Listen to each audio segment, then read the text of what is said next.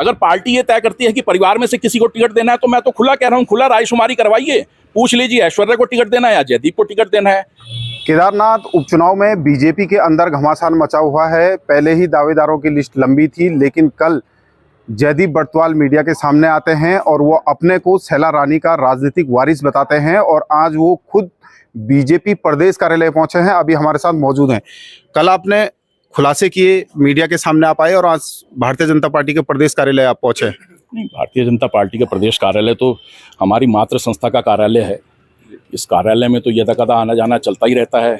आज तक इस कार्यालय में जो है हमारे अभिभावक के तौर पे स्वर्गीय शैला जी थी। आज हमें इस चीज़ का सबसे बड़ा अफसोस है कि मुझे उनके बिना आज इस कार्यालय में आना पड़ा। मेरे लिए तो ये बड़े दुख की घड़ी है, संकट की घड़ी भी है। कल आपने गंभीर आरोप लगाए हैं कि उनका राजनीतिक वारिस मैं हूँ, वो क्या आरोप है?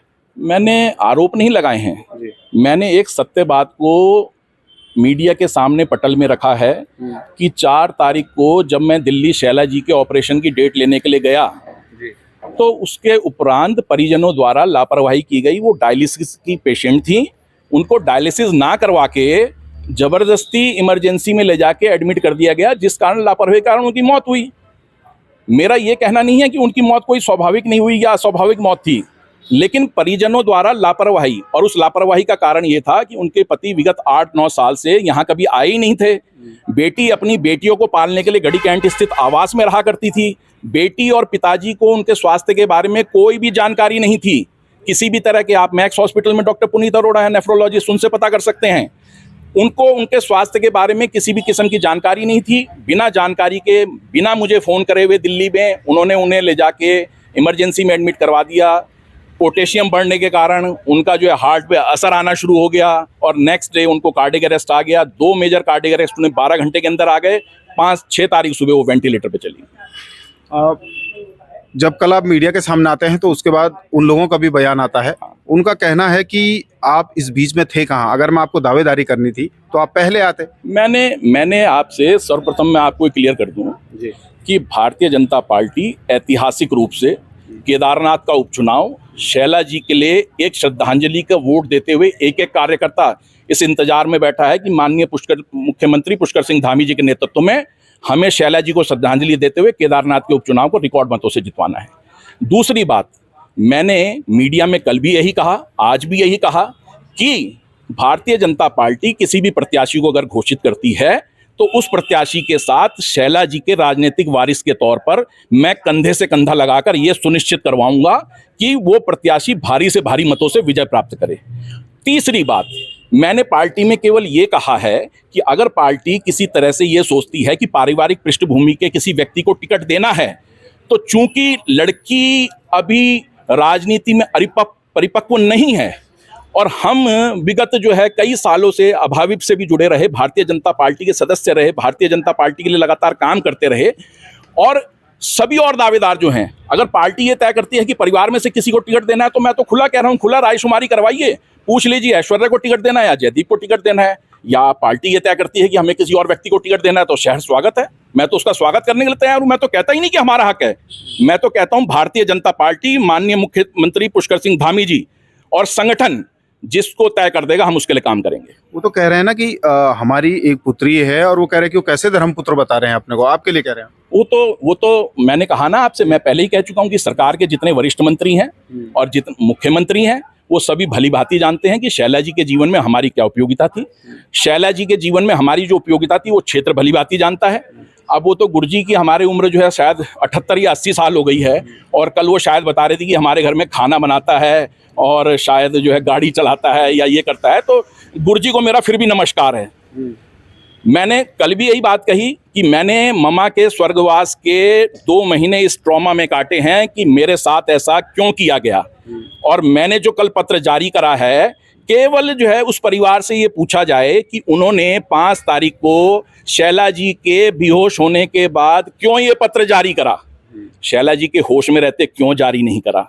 इस बात का जवाब, इसके इतर तो आरोप प्रत्यारोप तो कई चलते रहते हैं, आरोप प्रत्यारोप कई चलते रहते हैं। मेरे सुनने में आया कि कई लोग व्यक्तियों को कहा गया कि अलमारी तोड़ दी, सोना ले गए, प्रॉपर्टी खा ली, ये कर लिया। मैं तो कह रहा हूँ शैला जी की इनकम टैक्स रिटर्न का एनालिसिस करवा लीजिए, उनकी प्रॉपर्टी को एनालिसिस करवा लीजिए। मेरी खुली प्रॉपर्टी का एनालिसिस करवा लीजिए और इस परिवार की प्रॉपर्टी का एनालिसिस करवा लीजिए। एक इंच जमीन भी अगर कहीं पर मैंने जो है शैला जी के उस पर आधिपत्य की हो तो मैं जो है जो सजा मिले मुझे भुगतने को तैयार। अंतिम दिनों में क्या कहकर गई थी शैला जी आपको?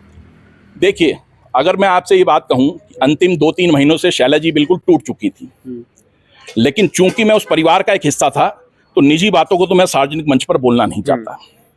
निश्चित रूप से आप ये जानिए, वो परिवार अपनी गरिमा को गिरा सकता है, लेकिन जयदीप सिंह बरतवाल खानदानी है, जयदीप सिंह बरतवाल गरिमा को नहीं गिराएगा। हाँ, ये तयशुदा है कि मैंने कई लोगों से जो है इस बात को कहा कि ममा को लास्ट में इस चीज़ का मलाल जरूर था कि मेरा स्वास्थ्य मेरा साथ नहीं दे रहा है, मेरा स्वास्थ्य जो है शरीर मेरा साथ नहीं दे पा रहा है, इस कारण वो अपने को असुरक्षित महसूस कर रही थी। और ममा हमेशा कहती थी जब जब जयदीप मेरे पास रहेगा तो शायद मैं हॉस्पिटल से निकल के वापस आई जाऊंगी। और देखिए ईश्वर का करामात, ईश्वर ने ऐसा चक्र रचा कि मेरे खिलाफ वो षड्यंत्र नहीं किया गया। वो षड्यंत्र जो है आज तक कई लोगों में होता आया है, राजनीति थी, ये सब चीज़ें पता थी। 4 से पहले अगर ये ऐसी चीज़ें कहीं पे होती तो निश्चित रूप से मैं मान लेता। तो अपने आखिरी दिनों में बहुत परेशान थी। निजी कारणों के तौर पे मैं ये नहीं कह सकता क्यों परेशान थी, वरना ये तो ये हो जाएगा कि जो परिवार मेरे साथ कर रहा है वही मैं उनके साथ कर रहा हूँ। मेरी इतनी गरिमा नहीं है। अच्छा, अब आपने भी दावेदारी रखी है क्या, और रखी है तो किस किस से आप मिल रहे हैं, क्या तैयारी है? देखिए, मैं माननीय मुख्यमंत्री जी से, संगठन मंत्री जी से, प्रदेश अध्यक्ष जी से, माननीय प्रभारी मंत्री सौरभ बहुगुणा जी से, सब लोगों से मैं मुलाकात कर चुका हूँ।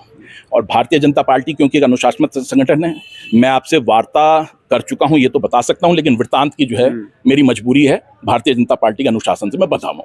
वृत्तांत का कोई भी ब्यौरा मैं आपको, लेकिन दावेदारी पूरी है आपकी? दावेदारी निश्चित रूप से क्यों नहीं होगी, आप बताइए ना, क्यों नहीं होगी। अगर एक बेटी जो अपनी माँ के साथ कभी चल नहीं पाई, बीमारी नहीं देख पाई, राजनीति नहीं देख पाई, और एक व्यक्ति जो उस परिवार में खून का रिश्ता ना रखते हुए भी लगातार उनके साथ बीमारी में चला, उनके साथ चुनाव में चला, जब वो कांग्रेस में थी तब चला, उन्हें कांग्रेस से भाजपा में लाया, उन्हें टिकट दिलवाया, चौथे नंबर के बावजूद टिकट दिलवाया, तो मैं क्यों नहीं दावेदारी करूंगा? मेरी तो स्वाभाविक रूप से दावेदारी है। अच्छा, एक तरफ आप ये भी कह रहे हैं कि अगर मैं किसी और को भी बीजेपी टिकट देती है तो आप उनका करेंगे? निश्चित रूप से। अगर मैं शैला की बेटी को मिलता है निश्चित रूप से तो आप साथ खड़े होंगे? भारतीय जनता पार्टी स्वर्गीय शैला रानी रावत जी की मृत्यु से पूर्व की एवं मृत्यु के उपरांत की, मेरी बातों को गौर कीजिएगा, मार्च से लेके और अक्टूबर तक की समयावधि को देखते हुए भारतीय जनता पार्टी जिस भी व्यक्ति को टिकट देगी, जयदीप सिंह बरतवाल एक गिलहरी के तौर पे उस कार्यकर्ता उसके साथ खड़ा नजर आएगा। Thank you. धन्यवाद।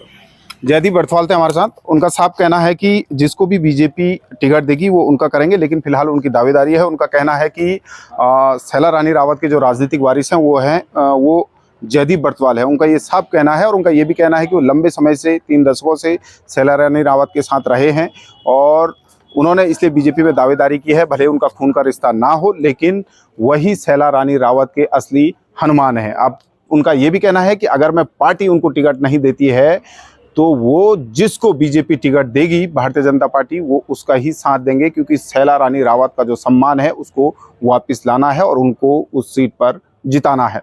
देहरादून से दैनिक उत्तराखंड के लिए मनोज चौहान।